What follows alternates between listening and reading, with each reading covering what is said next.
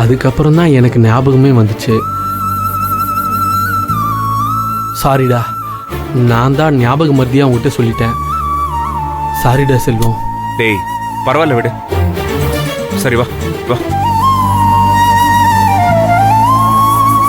சாரிடா. It's okay.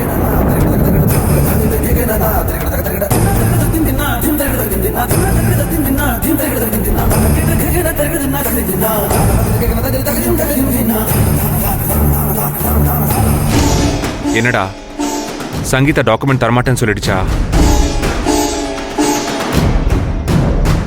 சாரிடா செல்வம், நான் சங்கீதா கிட்ட கேட்டுட்டு தான் அவங்ககிட்ட வாக்கு கொடுத்துருக்கணும். இப்போ பாரு, நீ வேற வீட்டில் எல்லாருக்கும் சொல்லி எல்லாருக்கும் சங்கடமாக போயிடுச்சுல்ல. என்னை மன்னிச்சிடுறா செல்வம். அந்த வீடு மட்டும் என் பேரில் இருந்துச்சுன்னு வச்சுக்கேன், சங்கீதாவே வேணான்னு சொல்லியிருந்தா கூட நான் உனக்கு கொடுத்துருப்பேன்டா. டேய் உன்னை பற்றி எனக்கு தெரியாதா? நீ எதுக்கு ஃபீல் பண்ணுற? நான் சங்கீதாவையும் தப்பாக எடுத்துக்க மாட்டேன். சரி செல்வம், வேற ஏதாவது சோர்ஸ் இருக்கான்னு பார்க்கலாமா? இவன் ஏன் நம்மளையே முறைச்சு பார்த்துக்கிட்டு இருக்கா? ஒன்னும் புரியலையே.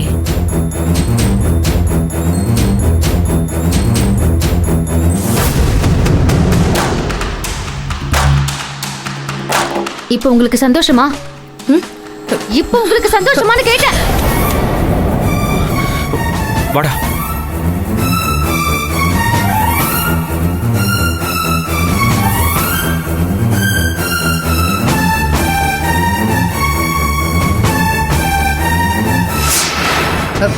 என்ன என்ன சொல்ற?